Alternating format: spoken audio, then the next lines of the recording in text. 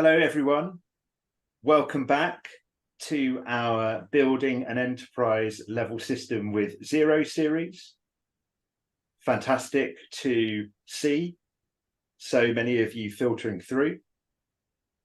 I'm just going to give it a few more seconds for everyone to join. People finish the preparation of their coffees, and then we will get into the fantastic content that we have lined up for the next half hour. Brilliant to see so many people joining. Thank you very much for joining us today. I look forward to each and every one of these. It's fantastic.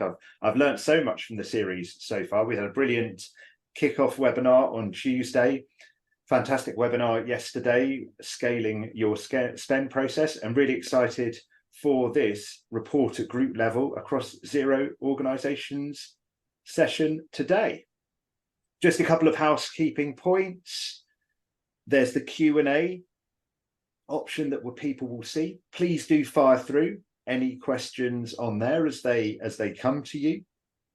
And we've got time set aside for Q&A at the end. In terms of the plan for what we have coming up, we're going to do brief intros. We're then going to get into our discussion of reporting at group level across Xero organizations, and then I'll quickly cover what's coming up over the rest of the series before we get into the Q&A. Very brief intro about me. My name's David Tuck. I'm the co-founder and CEO here at Mayday. Our mission is to mend month end. We're starting with the needs of multi-entity businesses, intercompany recharges, cross-entity bank reconciliation, ensuring that your intercompany loans never again fall out of balance. I'm an accountant by training. I qualified at Deloitte, then did a succession of startup SME finance leader roles, headed up the finance teams for two Xero using multi-entity groups. And with this series, we're really trying to create the resource that I wish I had as a Xero using finance leader of how best to grow with Xero as our accounting system. I've been an accounting tech entrepreneur for the last decade now. Previously the founder and CEO at Chaser, the accounts receivable software, and then have been building Mayday with my co-founder Griff and our fantastic team for the last couple of years. And then just to very briefly frame this series for anyone who's not yet had a chance to join one of these webinars. So at Mayday, we're for larger Xero users. The majority of our customers have in-house finance teams. And what we found was they kept coming back to the same two questions of, is Xero still the right system for me? And if the answer to that is yes, how long will that remain the case? Indefinitely? Or if not, what are the points where I need to think about moving from Xero to an ERP? And the nature of uncertainty is that when we don't know, it leads us to act earlier. The ERP move is widely recognized as horrible and hectic, as one of our customers calls it, incredibly expensive. And that's even before the fact that 58% of ERP implementations fail. We've got this idea of what we call ERP peace of mind, the peace of mind of knowing whether I can scale with Xero as my accounting system and for how long that will be the case. This system is very much framed from the perspective of how can we be useful to our target customer. It's not product marketing. It's not about how to build a best-in-class app stack. There's a reason I'm not wearing a Mayday t-shirt today. It's about righting the misconception that it's not possible for a business to scale with Xero into its growth phase. At the same time, we don't want to overcorrect. We don't want to replace one myth with another, that Xero is this all singing, all dancing panacea that will scale for every business for the remainder of its life. And so there will be some times where it's right to move from Xero to an ERP. And so we also want to touch on those as well. That's more than enough from me. Really excited to be joined by Tyler, Charl, and Harry today. I'm just now going to pass over to them to introduce themselves. Tyler, over to you. Hi, everyone, and David, thank you. Good to be here.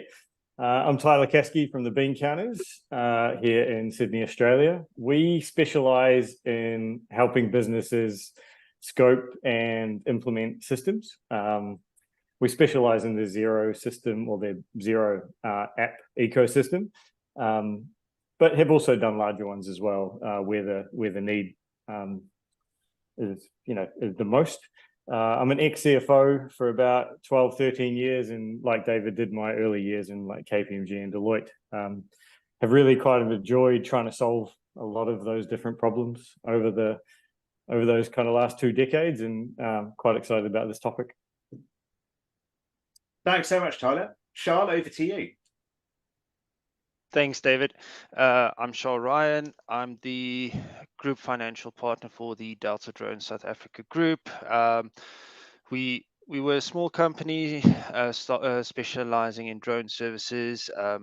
Over the years, grew, became a multi-entity group within the borders of South Africa, and eventually then spread our services internationally, currently in Ghana and in Australia.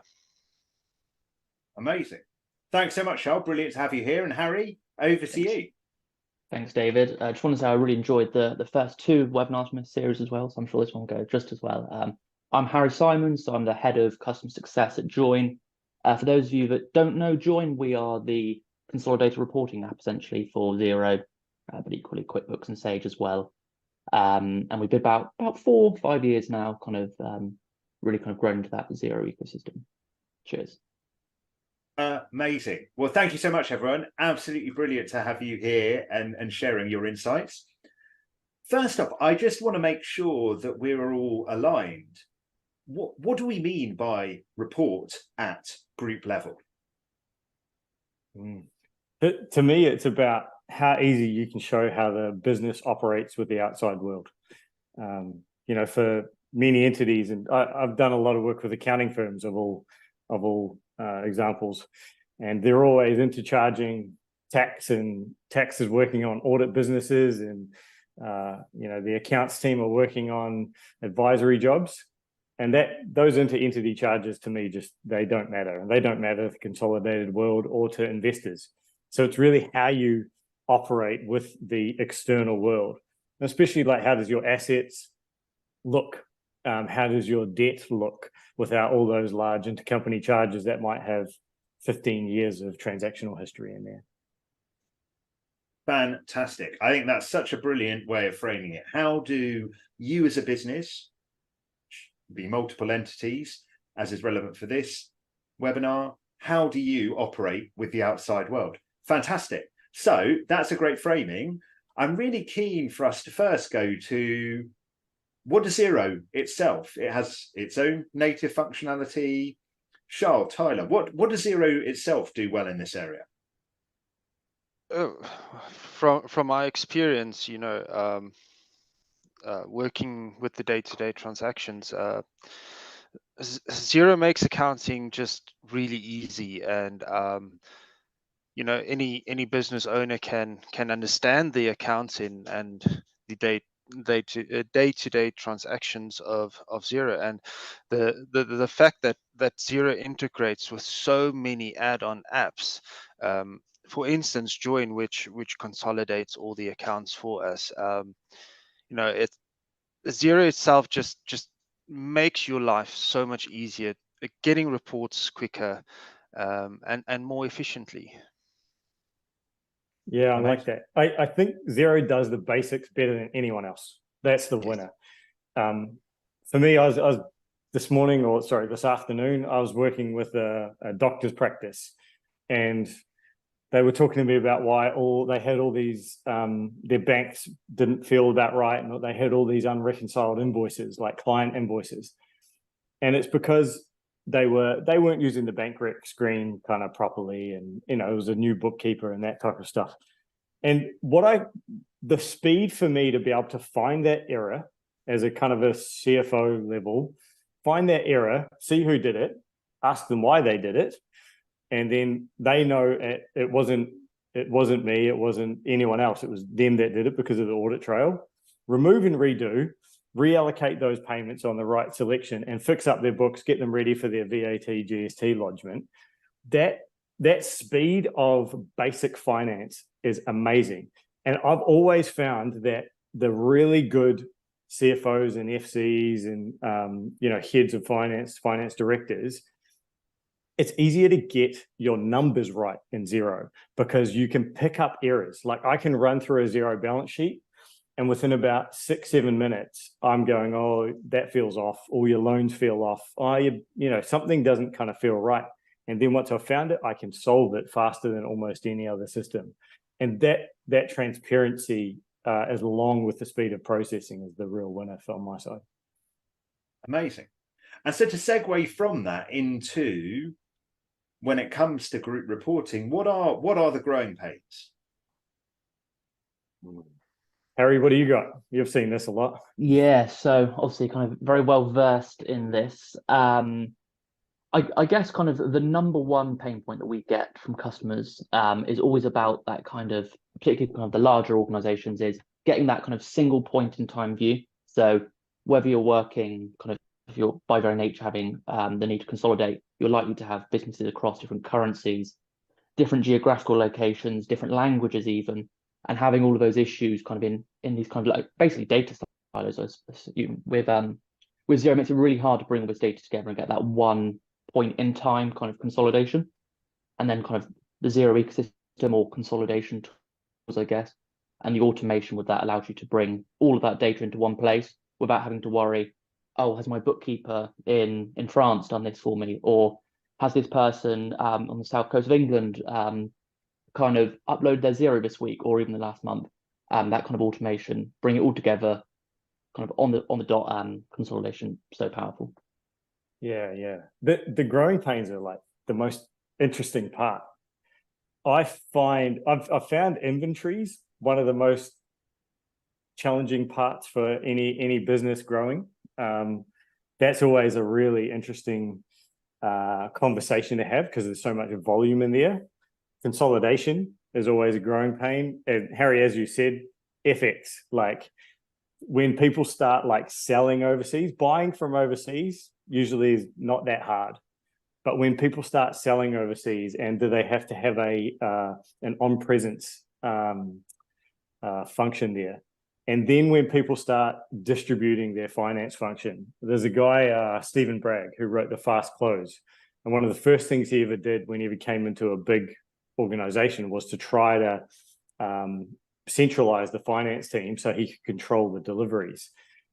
And so, especially if you're in an acquisition business, if you're growing and growing, you're hiring an account payable person and or you're purchasing, finance team, and they might be in a whole nother state, they might be in a whole nother country, and then you've got time zones to deal with as well. So I find those are really challenging. But even on the small business scale, as you grow, it's about transactional reporting. David, if you and I run an accounting firm and we're two different businesses, I want to be able to look in the board meeting at your debtors at the same screen as my debtors. And combining those pieces of information is very hard for comparisons between the companies. So, multiple companies really struggle with metric reporting as well as P&L and balance sheet reporting too. Amazing.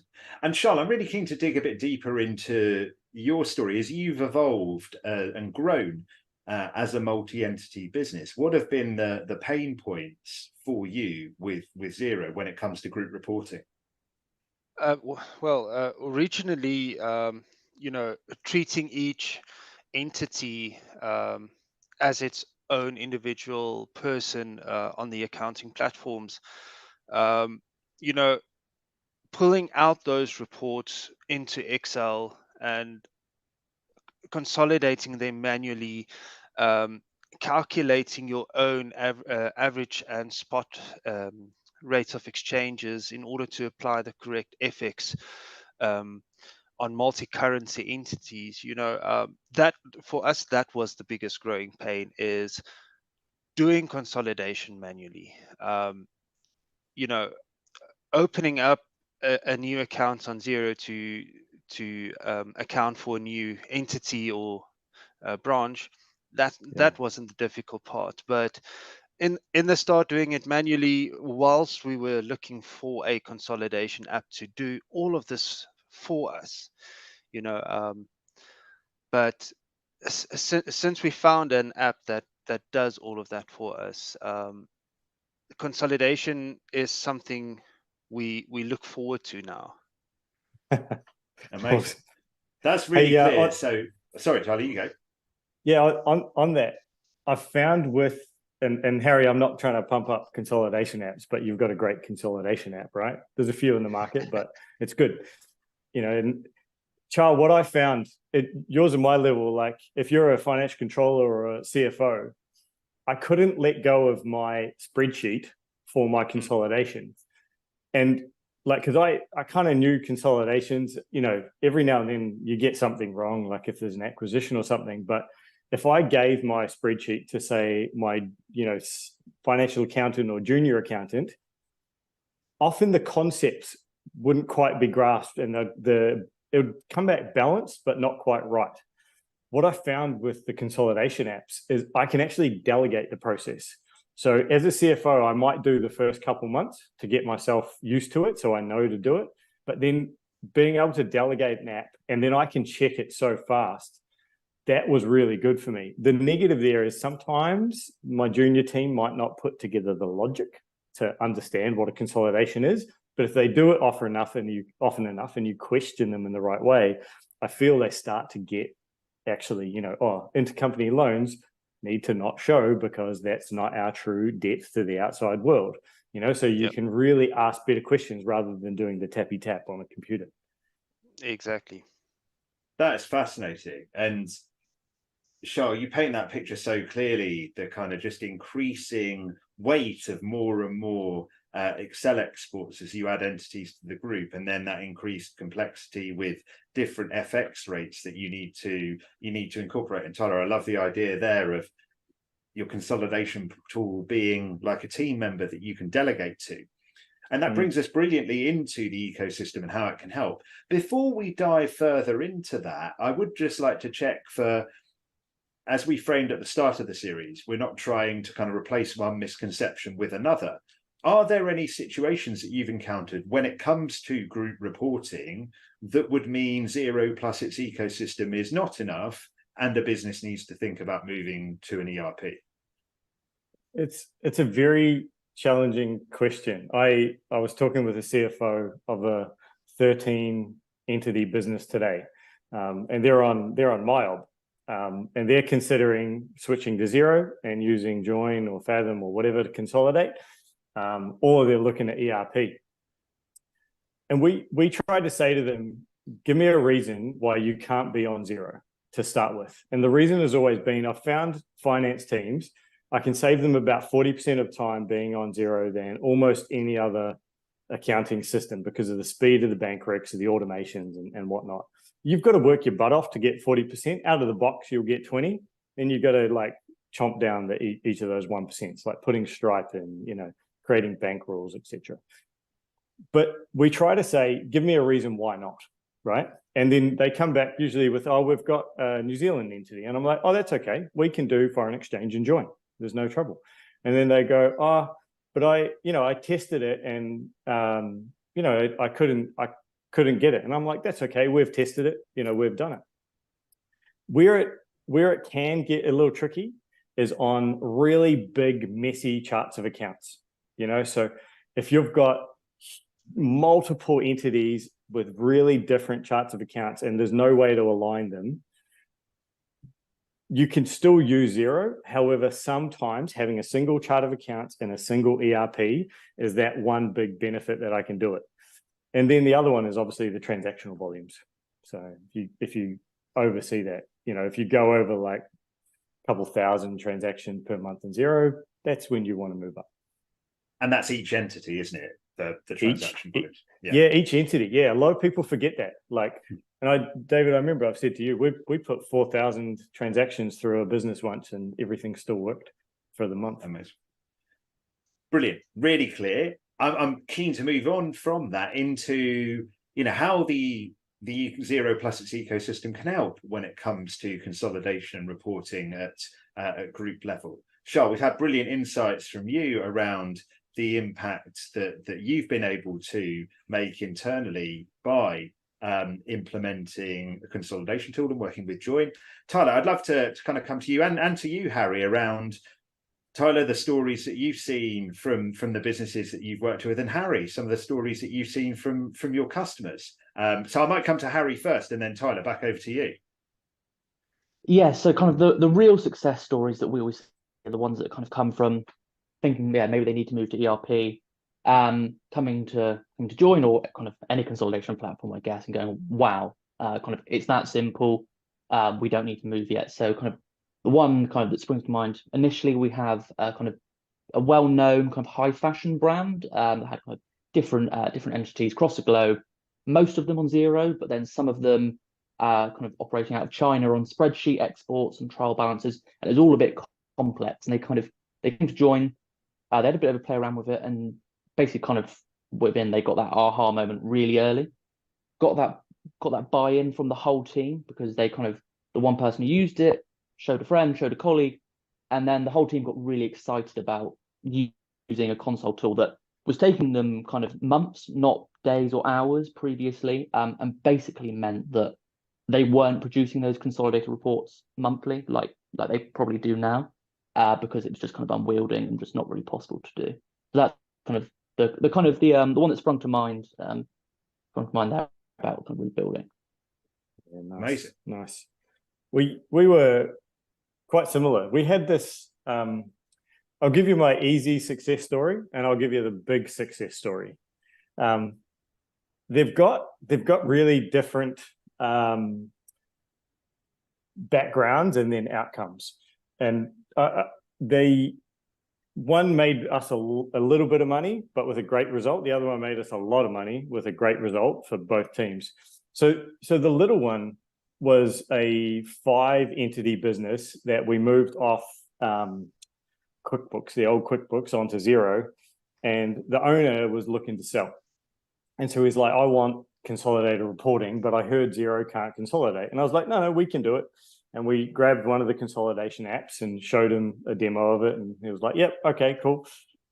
Now, he had a fantastic bookkeeper, and they had 1-for-1 into-entity accounts, and they always balanced. She was that good. Like 5 entities, they all had 3 or 4. That consolidation took me, for 5 entities, took me 6 hours. I remember sitting on my couch, and I just did it one night, billed them the 5-6 hours of time, sent them the consolidated report, P&L and balance sheet summary, P&L and balance sheet detailed, PDF. They said, thank you. They still use that report, and they've never called me again since, which is good for them, but also bad for my recurring fees, which is fine. And so that's how fast it can go. Automated reporting if you've got good bookkeeping, and I really cool into-entity stuff. Like that's where you want your juniors and bookkeepers to do. The biggest we've played with is a 25 entity, now 27 entity Xero file finance business with like intense trickle down of intercompanies where financing happens in the big one, and then it changes, the debt structures change in the little one. So many intercompanies moving through. And David, I know we've talked to them about Mayday as well, and I reckon they'll be on Mayday soon. The play for us there was we spent the best part of 2 weeks, simplifying all their books, splitting out their intercompanies. We even aligned their chart of accounts, and we mapped all their books into a consolidation tool. They were on day 20 month end with 2 full days consolidating the 25 entities. They're now on day 8, and the CFO reckons they're going to get to day 4 very soon. Consolidations are a click of a button.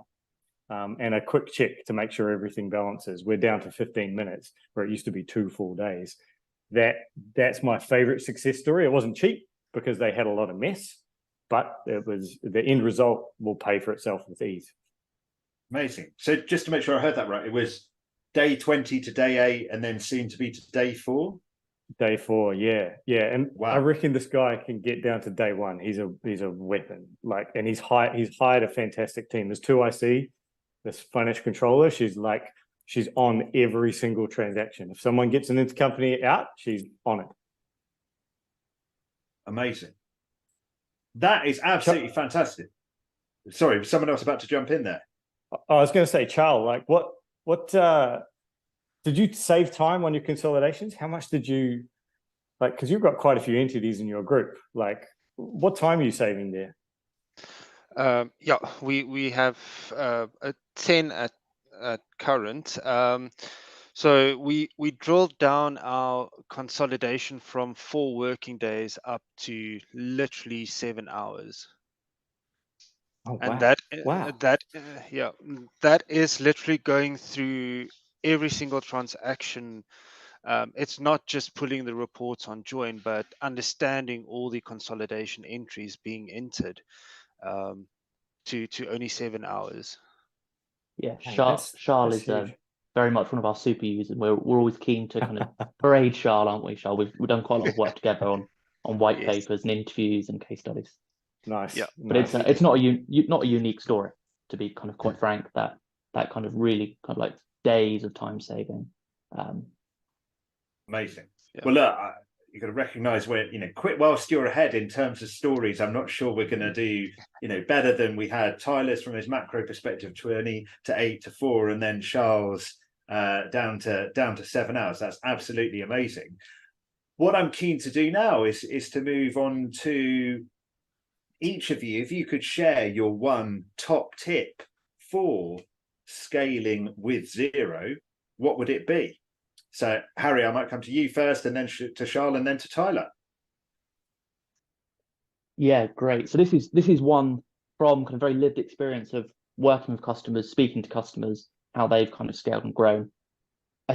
Basically, kind of lay your foundations really well, do your research, find what tools that you need for your kind of specific needs. And like you can cherry pick, can't you, from the ecosystem? There's so much to choose from. You can be so specific for your needs. And then kind of get your results early and share it with the team. So if you want to get buy-in from your CFO, from your colleagues, kind of show them the aha moment, show them kind of what you've achieved in this kind of potentially short period of time, or kind of just the results you've got. And that will allow you to get real buy-in and kind of really emphasize the whole team, kind of pump up their tires, get them going with you. So that would be I've cheated there. There's two, but I'll drop out on that one. Brilliant. Charl, over to you. Your top tip. My top tip is not to be lazy with your chart of accounts. Yes, mapping on Join is very easy to create your custom reports and map all the different accounts into one line item, but never ever be lazy with your chart of accounts. Don't mix your external transactions with your internal intergroup or intercompany transactions. By splitting those up, it's just way easier in Join just to tell Join that this specific account auto eliminate immediately. Yeah, I'm a big fan of that, Charl. Like, I don't want to call that lazy accounting, but rushing. I'd rather spend the time to get my bookkeeping right so I can delegate it, because bookkeeping is easy to delegate, rather than fixing it month end. So I always we used to do these sentences in our team, and my team used to hassle me for like trying to, I don't know, preach on them, but it was like, do it once, do it right. Yeah. And we really took that on a transactional level. So if you've got a prepayment, put it straight to prepayments. Don't put it to expenses and then fix it at month end. Like, do the transaction once, just get it done right. And the whole goal was that created the audit trail, so you could go through, so you weren't looking at journals and running account transactions. So I really resonate with that, Charl. Like, it's about good bookkeeping. But David, if I gave my top tip, it would be really think about and plan, and don't be afraid to like break something and then put it back together. I suppose one of my favorite parts of any CFO role I came into was, I thrived in mess. Like, I really liked messy clients that, we're on day X, book, month end, or, nothing balances and we just couldn't get our bank funding because of X, Y, and Z, right? I really liked to think about, okay, what's the optimal system? And I remember coming into a few Microsoft Great Plains businesses and then being like, this just doesn't cut it. So like, I was trying to fix the business in Microsoft, and I was like, it's just not going to play. So at night, I spent the time creating Xero, ripping the trial balances across. And then I quickly realized how much faster we could be if we had multiple Xero files in there and we consolidated automatically. And then I really got to the stage where I was like, that painful time up the front, I would have loved to have a 2IC working with me. I just didn't have them hired at that time. really created the opportunity for me as a CFO later on to effectively be redundant, which is what a CFO should be. A CFO really should be doing no churn work. And so, looking at optimal systems, looking at good processes that are simple, clean, and able to be delegated creates, I think, a high functioning finance team and a high functioning CFO that is doing strategy work rather than, journals to fix prepayments every single month. Amazing. I mean, wow, what a rich discussion. Thank you so much, everyone. I am just going to quickly cover what's coming up over the coming days. So this is installment 3 of our 14-part webinar series about building an enterprise level system with Xero. So tomorrow we've got Level Up Your Management Reporting with Stuart Hurst, Stephen Paul, and Darren Glanville from Fathom. And then on Monday, we've got Proactively Manage Your Currency Risk with Sharon and Tracy from KTL and Glenn from Hedge Flows. And then on Tuesday, we've got Manage Complexity when scaling payroll with Beth Staff from Silvera, Dave Selleck from Siggrove, and Sabrina from Pento. So please do visit the link there to sign up to any and all other sessions that you're interested in. So I'm going to move on to the Q&A now, and I must compliment our panelists for doing an absolutely stellar job of responding to these questions as they've come through. So you can see 9 answered questions already there in the Q&A box. There's a couple that I'd like to pick up on. First, Alison's question about single chart of accounts, because it was Charles' top tip in that front. And I think this is such an important point. It won't kill you if you don't do it, but it will create a lot more work. I was actually on an onboarding call earlier with a new Mayday user. They've got about 30 entities in their group, and them running through their kind of recharge rules and trying to work out, okay, what's the account called in different entities. They'll get there, but it will significantly increase their time to be able to set things up. So in terms of that, beginning with an end in mind, my lived experience, and that's reflected in Charles' comments and Tyler's comments on this as well, my lived experience is it's so worthwhile being out ahead of this, Alison, and having that uniformity and consistency of chart of accounts from day one. I just got converted to this too, and I'll quote him. His name's Simon Griffiths. He's the CFO of the Apollo Group, which does some of the best Greek and Japanese food here in Sydney. And he's an old CFO, grey hair, grey beard, but the nicest bloke. And I was like, mate, you don't need to worry about consistent chart of accounts. You got your 5 Xero files. It's totally fine. I was like, I can map them all together. Don't sweat it. And he goes, nope. He goes, I'm doing it. Making them all the same. And Alison, what this guy did better than anyone else I've ever seen is he created buckets. So buckets of 50.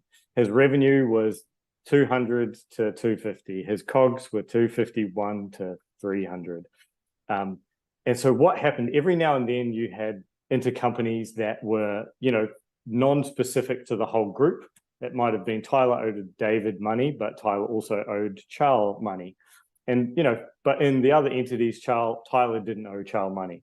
So by creating buckets, when we came to do the consolidation in the apps, it flew. Like it took a couple of days to set up.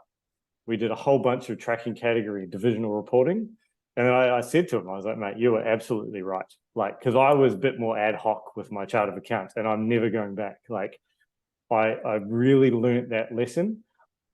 You're not saving 50 days of time, but you're saving painful, what is this and why is this here? You're saving mental capacity that can be best spent looking at the reports rather than trying to make sure they're right. Amazing.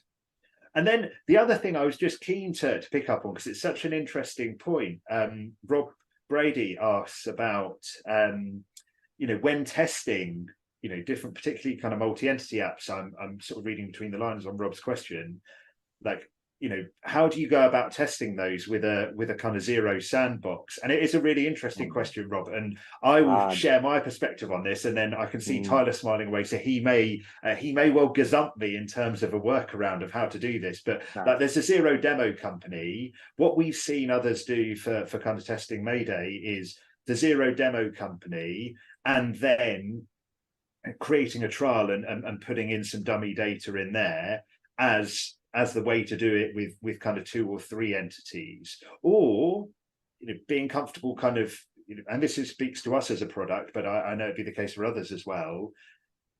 You can test it within a confined space within us and not post anything back to your Xero data. So be safe in the mind that it's not going to do anything to your Xero data. You can fully test and see what it would look like in your Xero organizations, all safely within the trial period. And hopefully all goes well and you move forward post-trial and take out a subscription. But if not, you'd have the ability to cancel your trial. So those are the 2 approaches I see. People saying, well, it's an enclosed safe space, so I'm happy to use my real live Xero data, confident in the fact that we use the Xero single sign-on and have gone through their certification process. Or if I do want to use some dummy organizations, using the demo company plus maybe 1 or 2 new trial accounts that you just blitz through the setup process, populate some dummy information in, and then you have the basis with which to test.